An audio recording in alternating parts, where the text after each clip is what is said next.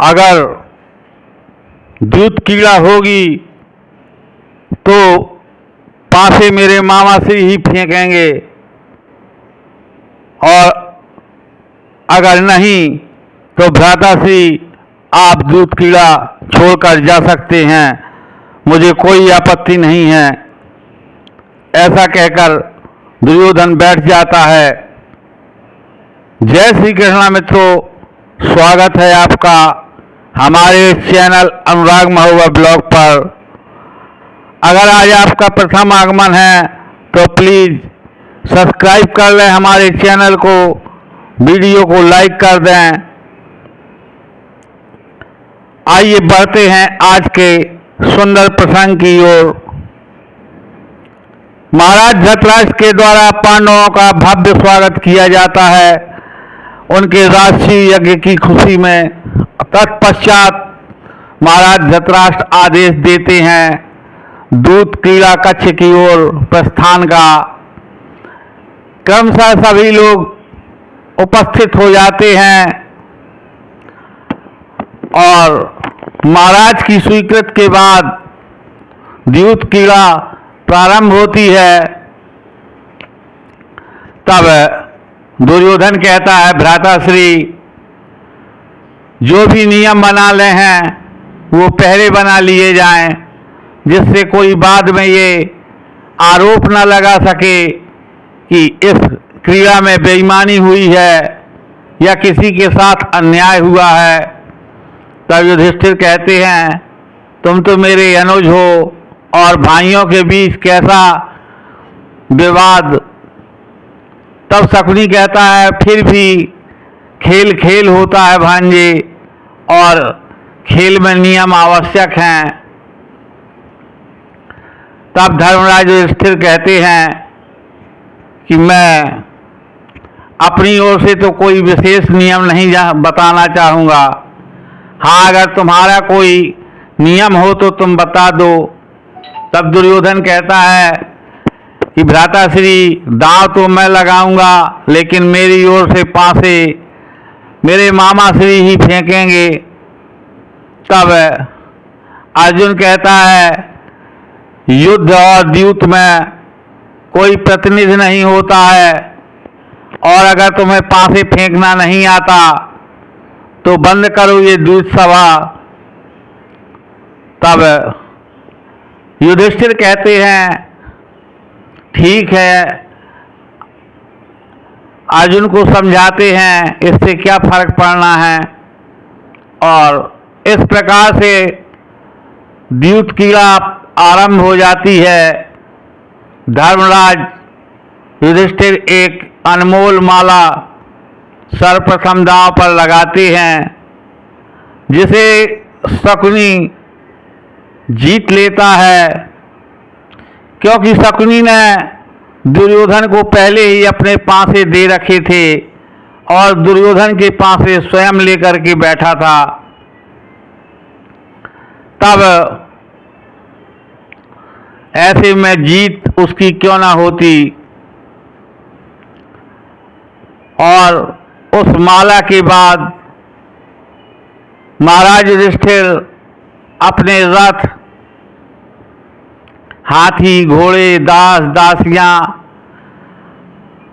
खजाना धीरे धीरे कर सब कुछ हारने लगते हैं।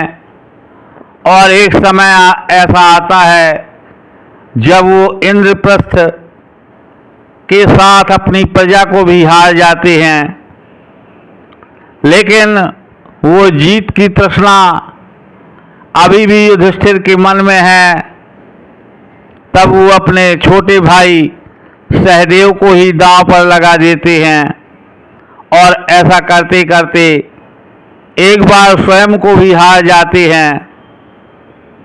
तब दुर्योधन कहता है, भ्राताश्री अब दांव में आप क्या लगाएंगे।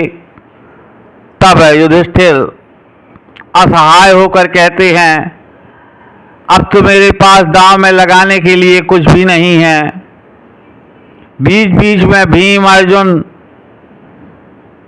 उन्हें मना करते हैं, लेकिन काल और समय के आगे सभी विवश हैं। धर्मराज युधिष्ठिर उनकी बात नहीं मानते हैं। तब अंगराज कर्ण कहते हैं कि अभी तो आपके पास एक अनमोल रत्न है और आप पांचाली को ही दांव पर लगा दो। तब भीम और अर्जुन के द्वारा अंगराज का प्रतिकार किया जाता है, लेकिन युधिष्ठिर उन्हें शांत रहने का आदेश देते हैं और एक बार वो द्रौपदी को भी दांव पर लगा देते हैं। शकुनी के कुटिल पासे महारानी द्रौपदी को भी जीत लेते हैं और तब दुर्योधन का असली चेहरा सामने आता है। वो कहता है कि दासों के सर पर ये राजमुकुट शोभा नहीं देते हैं। तब वो युधिष्ठिर और चारों पांडवों से राजमुकुट उतरा कर जमीन पर रखवा लेता है। कहता है इन्हें मेरे चरणों में रखो।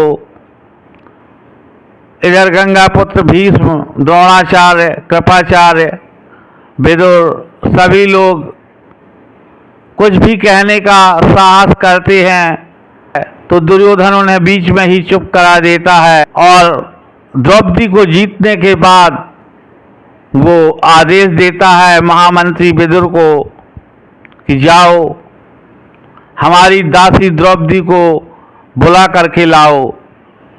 तब विदुर जी सख्ती से इनकार कर देते हैं और वो एक द्वारपाल से कहता है जाओ द्रौपदी को यहाँ पर ले करके आओ, कहना कि उनके पति धर्मराज युधिष्ठिर उन्हें द्यूत कीड़ा में हार चुके हैं और युवराज दुर्योधन ने बुलाया है और इतनी शीघ्रता में आए कि जिस अवस्था में हों जैसी हों वैसे ही चली आए। द्वारपाल उनका संदेश लेकर के जाता है और द्रौपदी के कक्ष में जाने की अनुमति मांगता है। उस समय द्रौपदी स्त्री धर्म के अनुसार ऋतु स्नान नहीं किया था तो वो एकांत में थी। फिर भी वो द्वारपाल की बार बार आग्रह को सुन करके कहती हैं ठीक है उसे द्वार के सन्मुख लेकर आओ।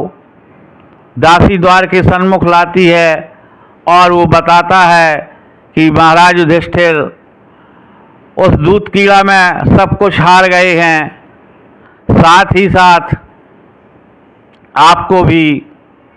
इतना सुनकर के द्रौपदी अचंभित हो जाती है और जब द्वारपाल वहाँ से वापस नहीं हुआ तो कहती है क्या अभी तुम्हारा कोई और संदेश शेष है द्वारपाल, वो भी कहो।